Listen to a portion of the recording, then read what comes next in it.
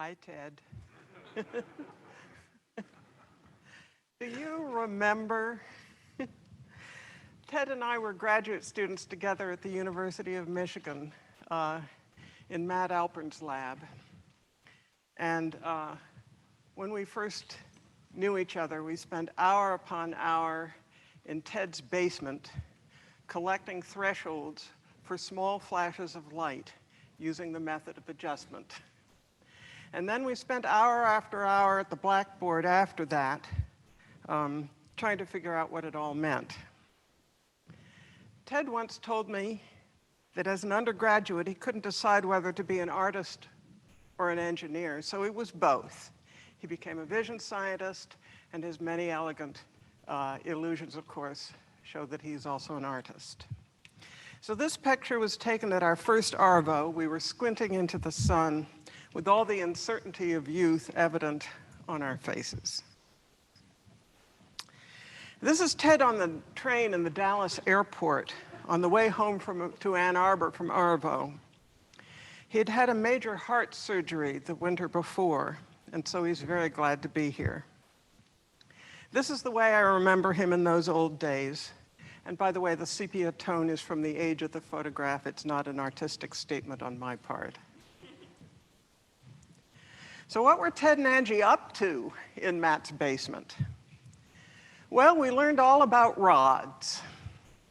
We learned how to use psychophysics to test hypotheses about vision, and I particularly learned from Ted how to think through an idea and formulate testable hypotheses based on it, using equations, which was new to me because I was an art major when I was an undergraduate.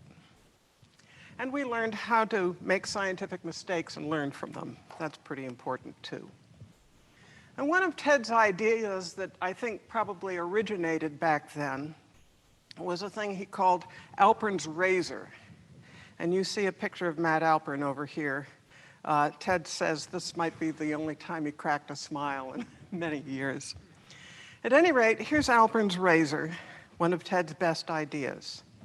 Given two theories that explain the data equally well, the most boring one is most likely to be correct.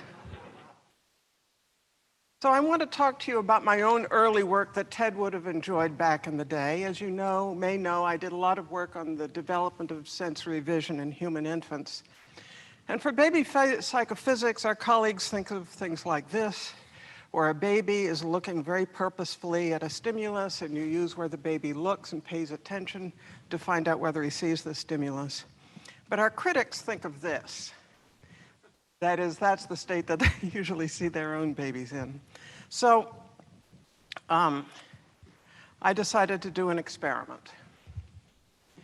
So I measured infant contrast discrimination thresholds using a reflexive behavior. And I found the minimum increment contrast, delta C, required to drive tracking eye movements, also known as optokinetic nystagmus. And the key here is that infants and adults did exactly the same task here, although the neural pathway in the case of the infants is thought to be purely subcortical. And that's me with a baby and the stimulus in this experiment. And of course, in my case, psychophysics can be fun. So this audience will definitely recognize this stimulus. It's a counterphase flickering grating that's made up of a grating moving to the left plus a grating moving to the right of exactly the same contrast. So the contrast moving left and right are the same, and delta C is 0. If we add delta C to, for example, the rightward moving stimulus, the grating as a whole moves unambiguously to the right.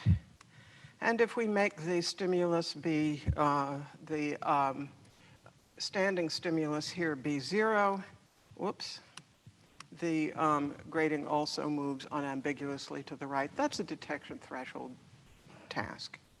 And we measure optokinetic nystagmus. Here are the infant and adult thresholds on a uniform screen here. And babies do less well than adults by about a factor of 60 in this experiment. This is unremarkable in the field. These are baby increment thresholds, which you can see that the adapting stimulus doesn't do too much to the baby's threshold, a little bit maybe. And of course, coming from the Stiles tradition, I thought about fitting a Stiles increment threshold function to that data set. And when it's constrained properly, this is what you get. And yeah, it's not too bad. So the infant performance is not far from the Stiles prediction. You can move the same thing to the adult data, make a prediction. But the adult data are weird. That is, contrast discrimination threshold is better than contrast detection threshold. So fitting a descriptive function to each of these, we can see what these data, even by themselves with no further theoretical treatment, rules out some simple predictions. Namely, it rules out the predictions that the babies don't want to look. Because if they didn't want to look, they'd not want to look uniformly to all the stimuli, and it would predict contrast increment thresholds that look like that. We all know that contrast total can't exceed 100%, so these data are absolutely incompatible with that idea. And remarkably, this is a factor of 60, as I mentioned. This factor of 5 difference between infants and adults is a tiny difference. These are 2-month-olds, guys. Well, actually, this data set is the famous Dipper effect, and it is well known in the adult literature, and it's the signature of a nonlinear transducer function. There's a flat part here, and you get subthreshold summation down here near the bottom, and that makes this curve go down, and then it goes up after that. So let's fit the data. So this is the fit that I just showed you. It's based on an adult model, and it has 3 free parameters. What about the babies? Well, of course, we can fit the babies with the same model as the adult with its 3 free parameters. And we get a sort of a curvy thing here, and it fits pretty well. 3 data points and 3 free parameters. This is not an amazing thing. Of course, if you're willing to assume that the baby function is perfectly linear, you can fit it with 2 free parameters, but of course you have to assume linearity to do this. Or you can assume that the baby is exactly like the adult, but there's an enormous amount of noise that's added to the model at the very end. And that fits pretty well too. So here's a question. Which model is the most boring? Well, that's up to you. You decide. Now, my husband, Del Lindsay, and I have been interested for a number of years in the naming of colors and how that helps us understand how people understand colors. And we wondered, why does every language in the world have a word for red? Many languages in the world have a word for pink, but few languages have a word for lavender, and none have a word for pale green, one word that means pale green. So we were visiting Jeremy Wolf, and we posed this question to him. And not surprisingly, then we cooked up a search experiment in collaboration with Jeremy and his team. We had subjects look for pink things among red and white ones, lavender things between white and purple ones, pale green things among white and red-green things. And now look up for our task. You're going to have to pay attention. You're going to be looking for a lavender thing. Did you find it? Okay, I won't bother with that again. And there's the pink thing, which you might have found a little bit faster. So at any rate, here are our data. Reaction time is a function of color, angle, and CIE lab, in case you are interested in color spaces. And search time here on the y-axis. And Jeremy assures us that this difference between 1100 and 550 millisecond search time is an enormous difference in the visual search field. So what explanation? Well, here we have the color of skin. Oh, and the other comment is that lavender versus purple is slow, red versus pink is fast, and light green versus dark green is somewhere in the middle. And here we have indicated the colors of lips and skin, which are from a study that my husband did with some dentists. But of course, we were interested in the naming of colors, remember? So we collected some color naming data with these same stimuli, and we found a domain of blue, purple, pink, peach, green, some orange and yellow, brown down here. And of course, categorical perception things would kind of suggest that reaction time should be fast at these intersections and slow in the middle of the various categories. So for example, pink should be very slow. So I drew sort of a diagram of that here, but these are our data. So they don't look like that at all. Well, we decided that the most boring explanation was also the one that fit the data the best. Reaction time in this experiment was controlled by the strength of the signal arriving at the brain from the eye via the optic nerve. So this lobe here is the sensitivity of the L-M channel of the DKL formulation of the optic nerve and the LGN. Here's the plus and the minus S lobe of the tritan dimension, and the overall fit here is pretty good, I think. And you don't have to assume things about color naming or lips or skin or how special pink is.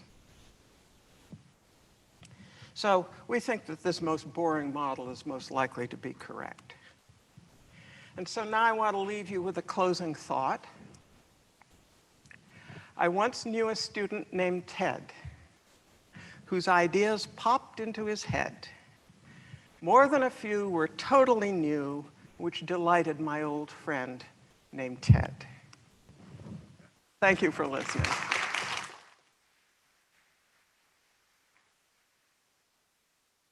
We actually have time for questions, Angie, if you want to answer some questions.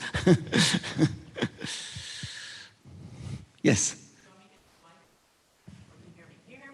I can. I've got on my hearing aids. Ah, good. It's mostly a comment, which is like.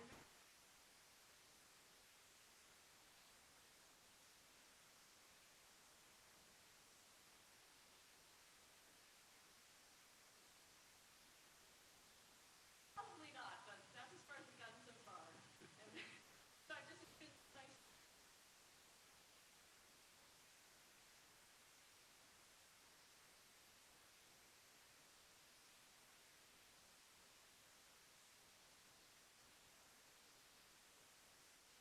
You've touched on one of the key questions in the field of color naming and color understanding.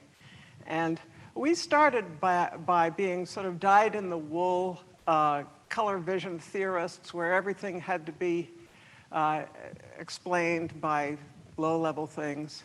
And one of the presenting complaints was that we don't have a color opponent theory of pink. And there are more or less 12 color terms that are common throughout the world, and those aren't well predicted by this. So over the years, we've become a little more culturally oriented than we were. But this experiment does not require anything fancy in terms of color understanding. Other questions? Yes, Ted.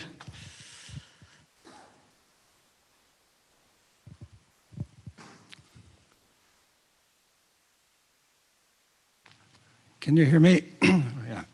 I just wanted to relay an observation that my daughter Robin made when she was 3 years old, which was, Daddy, there's dark red and there's dark blue, but there's no dark black. Indeed. Okay, with that note, we should move on. Thank you very much, Angie. And our next